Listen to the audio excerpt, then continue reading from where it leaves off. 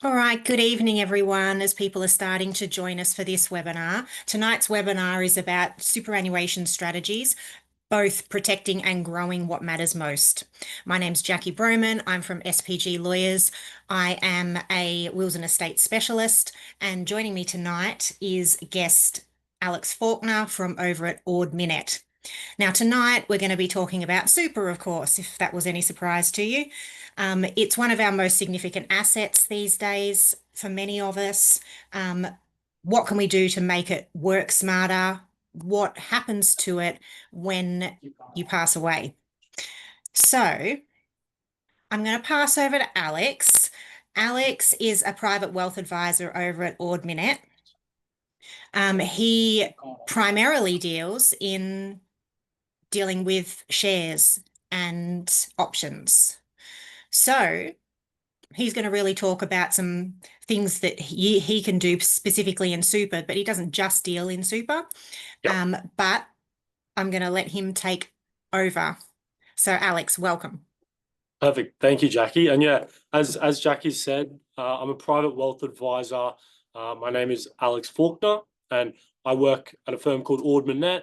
Some of you may or may not have heard of Ords before. We've been around quite a while, and on the Gold Coast, we like to make our name known by joining on presentations like this that Jacqui's so kind to hold for her clients. So yeah, as discussed, this is a presentation on superannuation. And yes, I also do super, but I also do personal investments in the stock market too. So I'll jump right in. So the first thing that I will go through is just our disclaimer. So nothing in this presentation is personal advice. Your personal circumstances aren't taken into account. Everything that we go through is general. And then I'd just like to talk about Ord Minnett for a brief moment. So Ord Minnett's been around for about 150 years. We're not a new firm to Australia. And we have around $68 billion under management across the whole firm. And that's through about 270 advisors. So each advisor has their own clients and runs their own book and deals personally with those clients. So each advisor has a small team under them, like myself. I've got assistants that help me as well. So we've got 15 offices around Australia and, 14 around Australia, one in Hong Kong. And then our research team covers about 300 stocks. And so our clients get the benefit of the research for those stocks. For myself, I went to university in QUT and I studied a Bachelor of Business majoring in finance. I've also got a graduate diploma of financial planning. And I'm a registered financial advisor for your holistic view, but we have a defined scope of investments at Ord Minnett.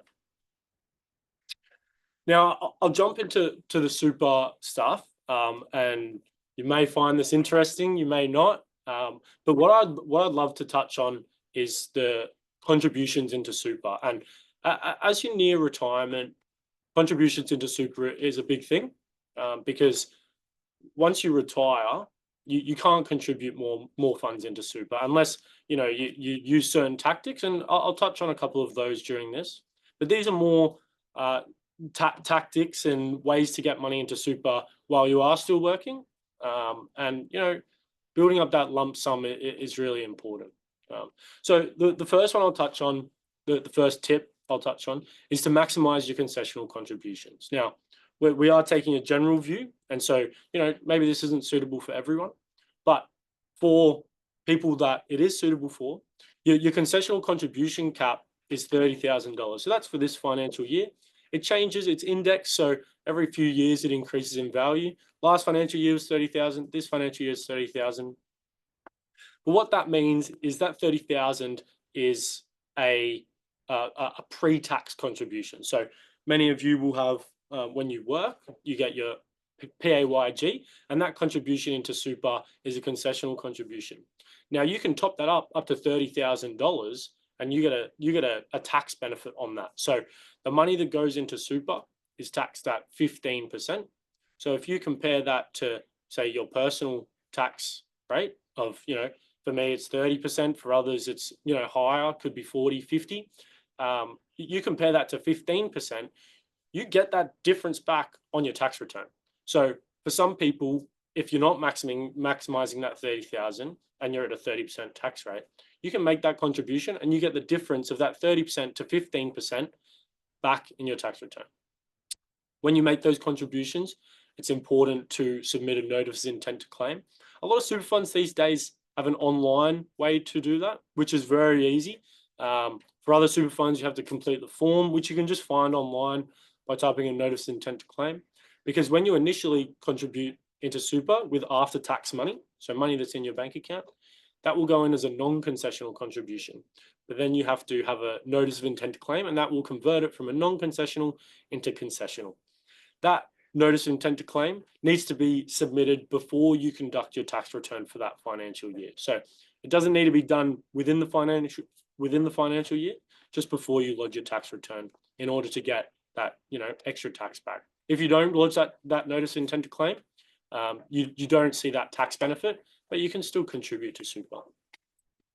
What I've got there is the next note is the 5-year carry forward rule. So if you have maximized that $30,000 per year, the government has an option where you can use the past 5 years in order to, if you haven't maximized those concessional contributions in the last 5 years, you can bring those forward and use them this financial year. So it's really beneficial if you want to, if say you sell a business or you get a lump sum payout from work and you've got a large tax bill. This is a great opportunity to lower that tax bill by contributing to super, and that way, you know, it stays in your pocket and doesn't go to the government.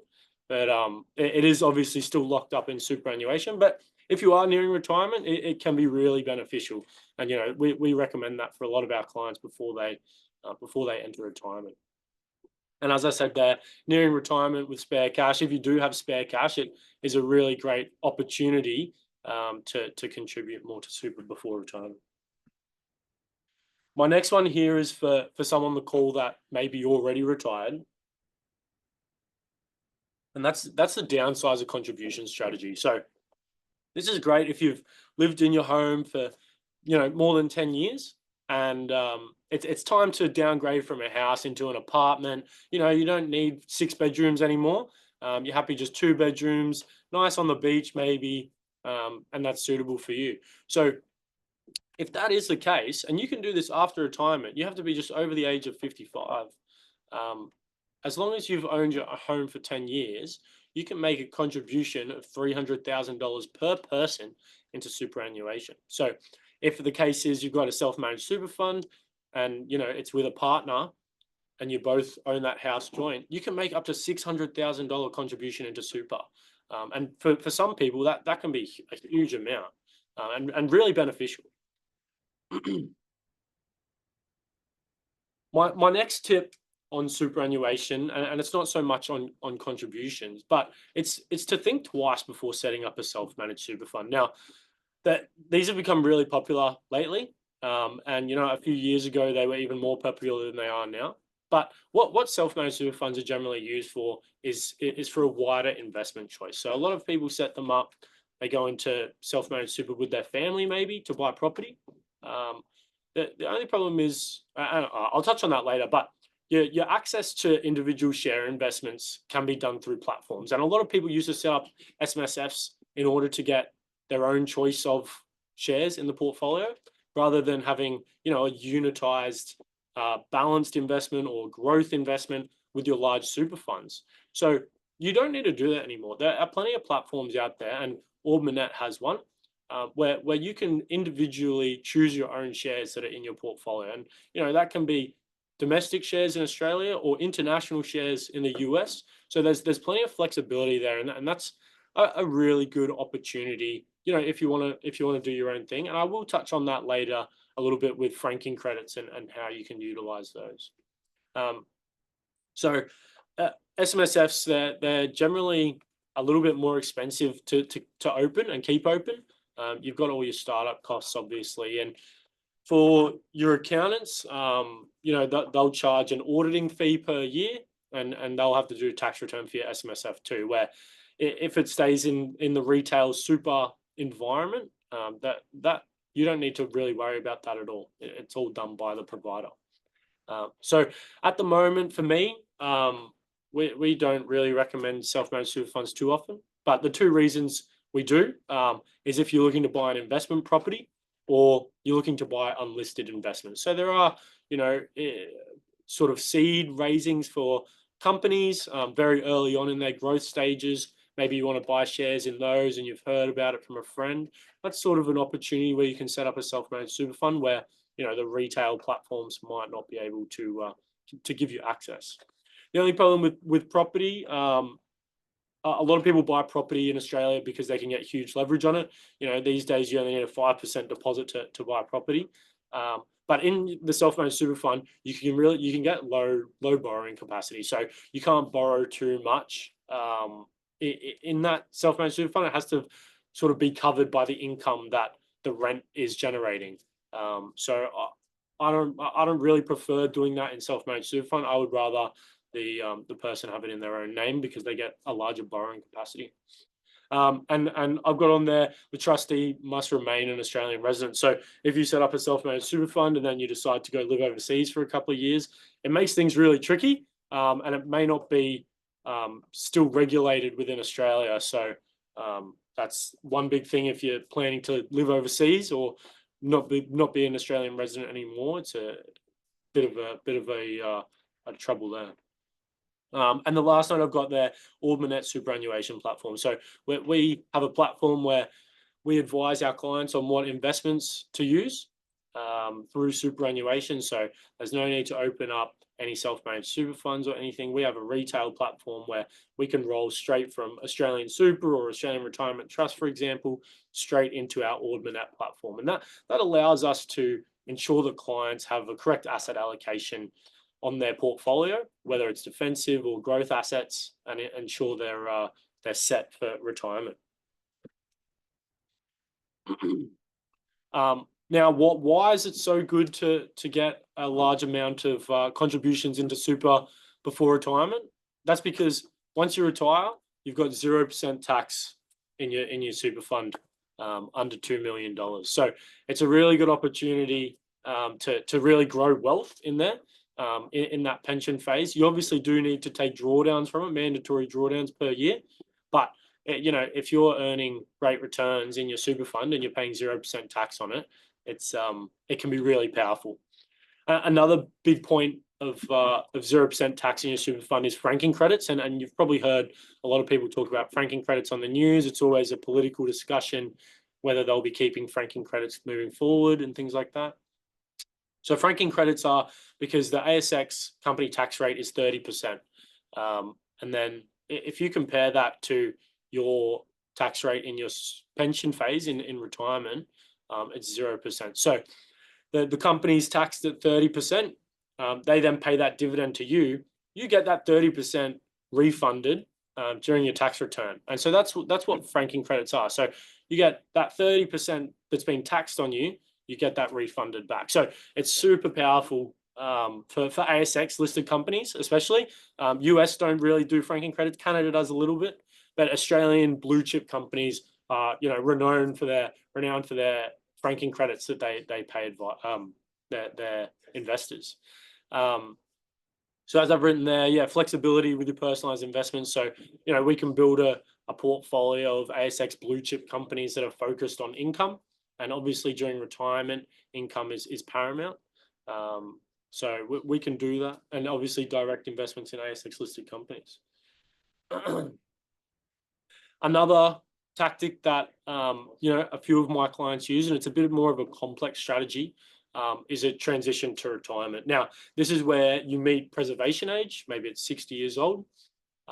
And you maybe want to slow down working, but the income is still good. So you keep holding on to that. What you can do is you can convert some of your super into pension phase while you continue working. So you've still got the accumulation phase of your super open. And what you can do is you can draw down from this pension while this employer still pays into your accumulation account. So you're getting the payroll from being employed plus your pension to top that up, basically. And then there's more complex strategies where you can contribute back into your accumulation account as a concessional contribution and reap that tax reward as well. So it can get very confusing there, and it's best to sit down one-on-one and discuss that. But yeah, I just wanted to touch.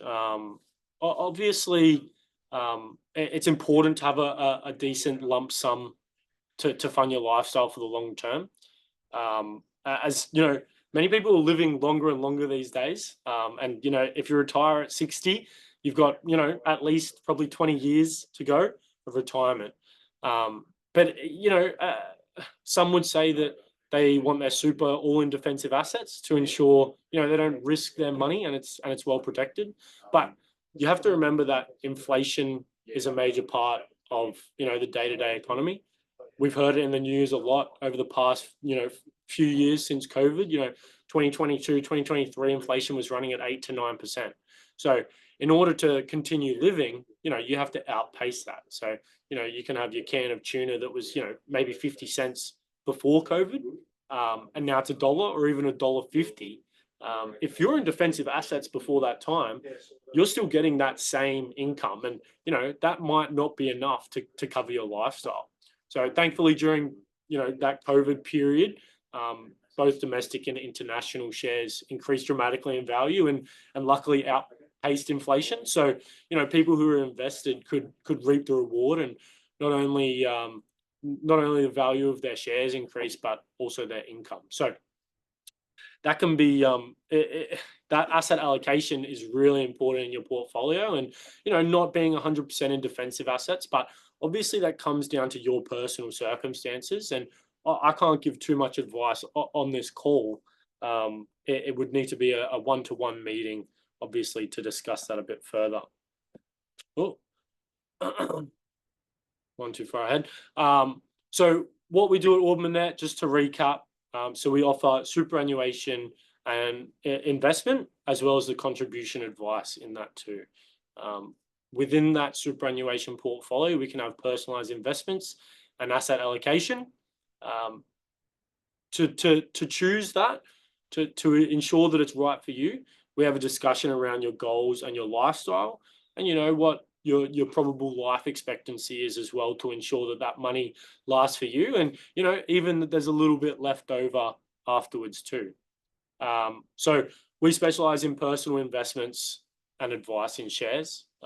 And for fixed interest, we've got corporate bonds that we have access to. There's plenty of listed fixed interest opportunities we have on the ASX as well. And we charge an asset-based fee. So there's no upfront costs that we charge.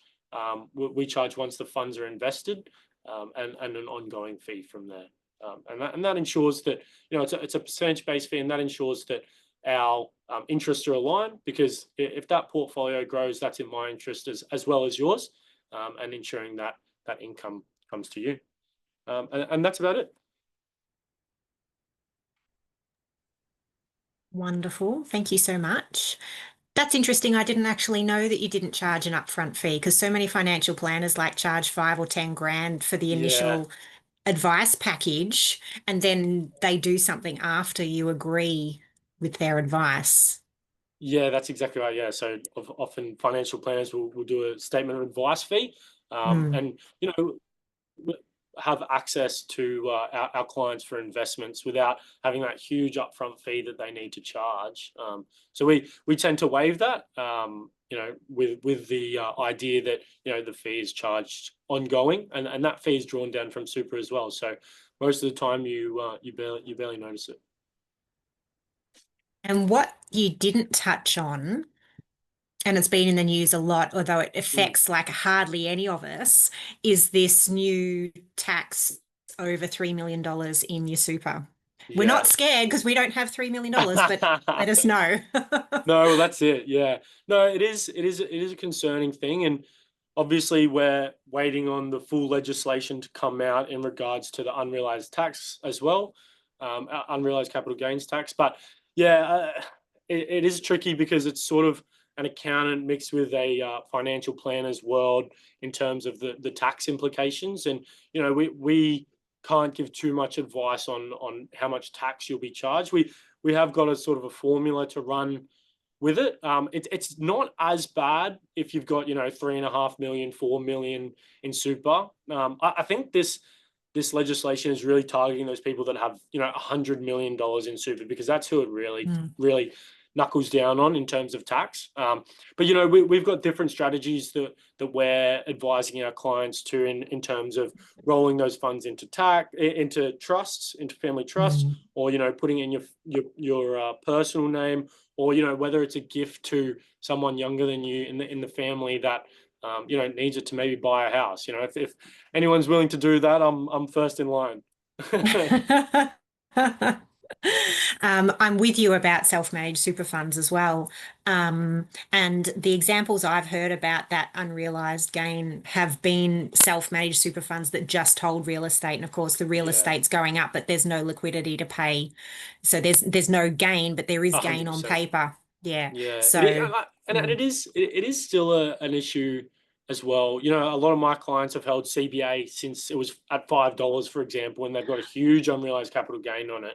yeah. And sometimes they can find that liquidity from somewhere. But yeah, those long generational farming families that have huge Mm, blocks of land in their self-managed super fund, I think that's where it's gonna be a huge problem. But there mm. has been chatter recently about them potentially backing down on that unrealized capital gains tax. So that's it's promising. It's discussions to start with. So we'll see how it goes. We will. We'll see. All right. I'm going to take control back over Yeah, if you go don't ahead. mind. All right.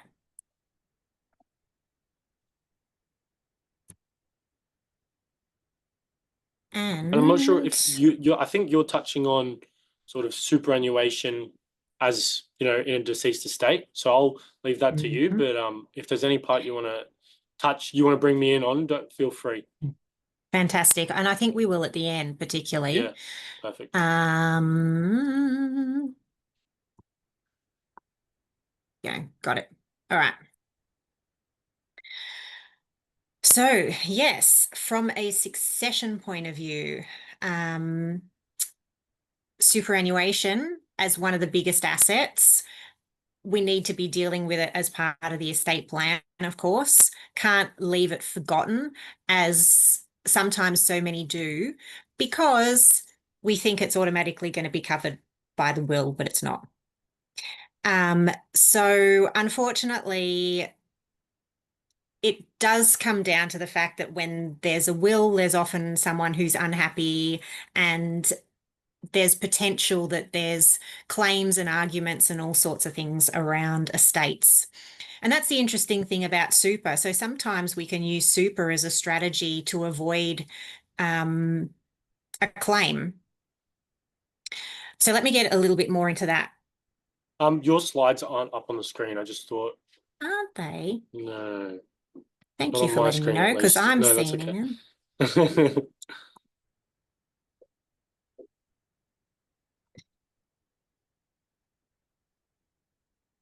There we go. Is that on the screen Yep, now? great. Good.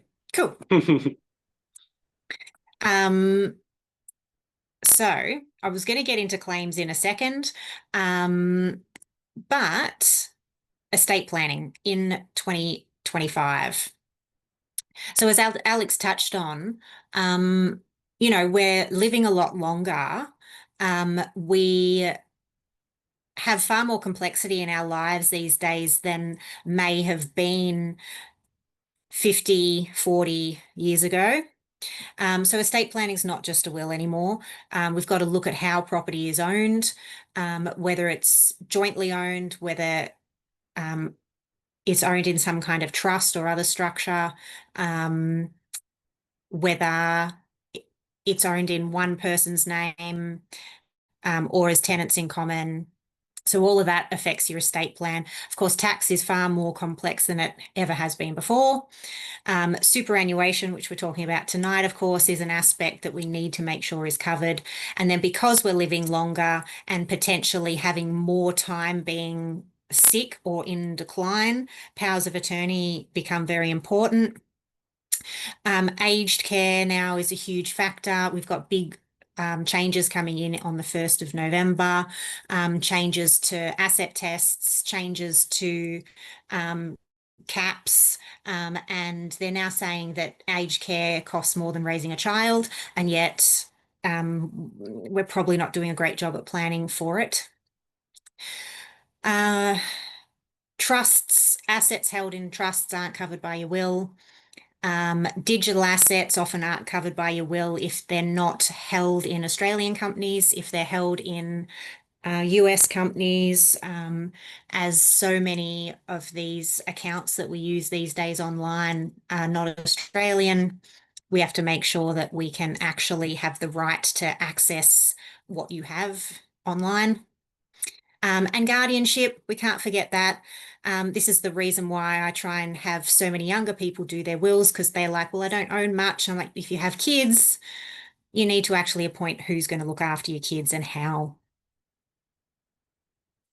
So as I said earlier, superannuation is not automatically covered by your will. That can be a good or a bad thing. Sometimes it's great because we want to avoid the super going into the estate so that it's not part of a claim.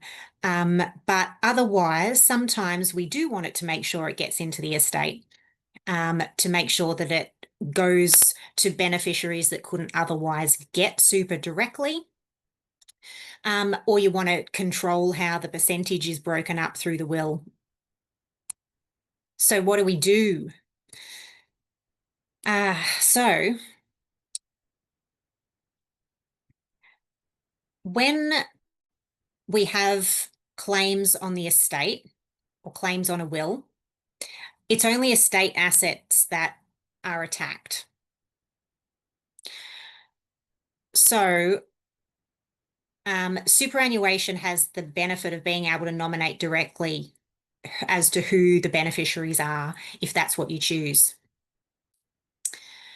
To do that, you need to have a nomination actually done on your super fund, preferably binding so that the trustee will actually do what you want them to do. There has been quite a few cases recently where there's been a nomination, but it's been non-binding, and the trustee just completely disregards it and decides what they want. So if you do go to the trouble of doing a binding nomination, you want to make sure it stays binding and it doesn't lapse. A lot of super funds have different lapsing periods, and some are non-lapsing as well, which is great. If you can access a non-lapsing one, perfect. And then we've got to think about the dependents for super, are the people that can be paid superannuation directly. So it's actually a very narrow category of people. And then tax dependents are different again. So the people that you can pay super to are taxed differently depending on their category. We'll get a little bit deeper into all of that. So who can you pay super to directly if you want to? You can pay it directly to a spouse, and that's often done because particularly if you can keep it in super, even better if it's in pension phase. And children are dependents as well, whether they're minors or adults. That includes stepchildren as well. And someone who's interdependent. So that can be a um, a grandchild potentially who's living in your home. In fact, it doesn't have to be a relative. It can be someone who is living in your house in which you both rely on each other to contribute to the household. The relationship that you have will come into effect, but it doesn't mean you have to be a de facto or in some kind of closer relationship. It's just, it could be two sisters living together, for example. Then for tax purposes, everyone's taxed differently, unfortunately. So when we pay superannuation to a spouse, it's tax-free, so that's great. But if superannuation is going to children, and children are adults, or they're no longer studying full-time and they're over 25, they are taxed. So Alex was talking about the smaller amount of tax that you pay when you contribute to super. So when it comes out, if it comes out to someone who is not a tax dependent, they have to pay the difference to make it back up to their own tax rate. There's no avoiding that, unfortunately. Alex, in the Q&A, we might talk a little bit maybe about trying to reduce the taxable component of super. So all that being said, who can you actually nominate on a nomination to your super fund? Well, a spouse, children, someone who's interdependent, or the estate. So if you want to direct it to your estate, you can put that in on a nomination.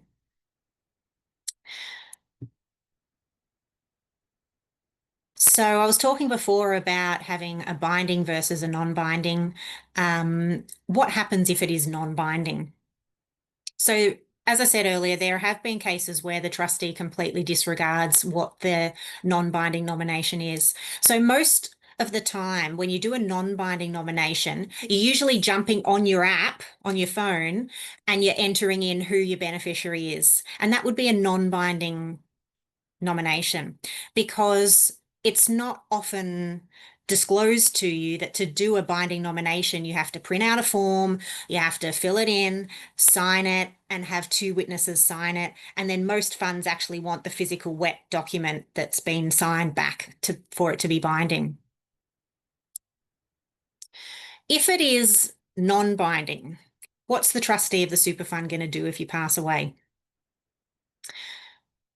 The trustee, once they know you've passed, will then call for nominations.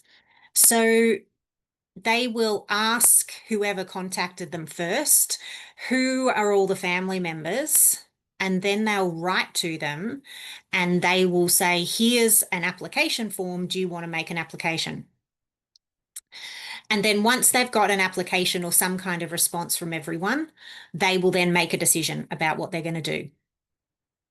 They are limited to paying to spouse, children, or someone who's financially dependent or the estate, just like you're limited on your binding nomination. So they can't just choose whomever they like. It has to be one of these categories. And if it does get all too hard, the super fund will just default to the estate. So for some situations, that's fine. We do want it to default to the estate. And if there is no other option, so if someone passes away and they have no spouse, no children, because they're a young person, it's going to default to the estate, and that's fine. Lapsing versus non-lapsing.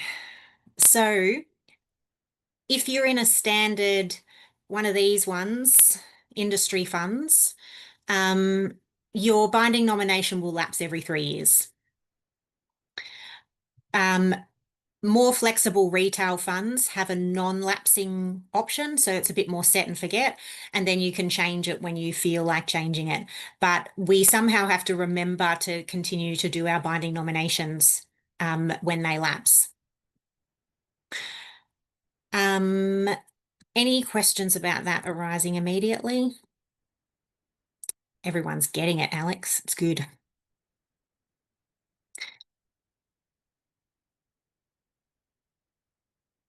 Now I've lost my controls. There we go. All right. There are some other tricky things that we can do as well when the superannuation is paid to the estate. We can set up estate proceeds trusts. We can actually, within 2 years of someone passing, we've got that option anyway, depending on the situation, but it's more flexible if it's actually in your will. So the will can have specific things to deal with your super. So if you wanted to pay your super to someone that's not in those categories, that you could pay it to directly, you'd then filter it through into your will. And then in the will, we can say, a percentage of the super or all my super or whatever, and it can be dealt with in the will, or it can just form part of the residue of the estate. So it becomes part of the bulk. If it goes to your spouse through the estate, it's still tax-free. If it goes to children under 18 through your estate, it's still tax-free. So you don't lose those tax benefits. It's taxed in the hands of who ends up with it. So you don't lose those tax benefits by directing it to the estate if the ultimate beneficiary is still a tax dependent. So some of the benefits potentially of filtering it through the will is to get it into some form of trust, because you can't do that as a direct payment from super if you pass away. So if you are going to the point of setting up something that is protective for whoever's inheriting it, you can get it into a trust that way. And some trusts that we set up in wills have more tax advantages than other sort of trusts. There's income splitting benefits that we can utilise for children under the age of 18 as well, which run on not only to the immediate beneficiaries but to future generations. And of course, once it's in a trust, the capital that goes into the trust is then open to you for you to invest however you like as well. So just like you might do it in super or in a self-managed fund, same thing goes. You could take the inheritance that you have to someone like Alex and use it as an investment vehicle as well. The other benefit of putting it into a trust through your will is asset protection too. So unlike investing in your own name, which could potentially be exposed to someone making a claim against you personally, or potentially a claim on someone who's inherited from you, there could be a separation, a family separation. What's in a trust is protected. So there's some asset protection benefits. So once we start thinking about what we have in super and where we want it to go, we can then start thinking about the best way of getting it there and how to maximize it once it's there, and make sure that it's protected and doing the best that it can do.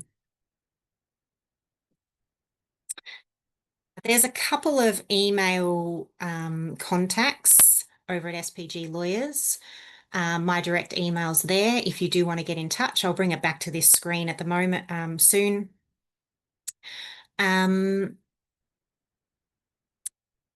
Wanted to put up some rates just so you had a bit of an idea about doing some estate planning.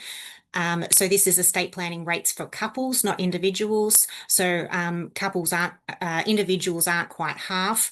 Couples get a slight discount because we're doing two at a time. But those are sort of your rates if you're looking at getting us to help you do an estate plan. The second level there with your family legacy plan would include wills and your superannuation nominations, as well as enduring powers of attorney and looking at the whole thing and making sure it all works together. And then, of course, another disclaimer, because we're not giving specific advice, we're giving general advice, and you'd have to get specific one-on-one advice if you wanted to look at your details closer. All right. So, for those of you who are watching the replay, unfortunately, you don't get the chance to ask any questions. But those of you who've come on along live, I'm going to stop the recording and I'm going to allow you to ask any questions that you have. So you've got Alex and my undivided attention this evening. I hope that's been really helpful. For those of you who do have follow-up questions, you are quite welcome to email me and we see how we go answering those. But otherwise, watch out for our regular webinars. We're doing one about once a month, and hopefully catch you again at a new one.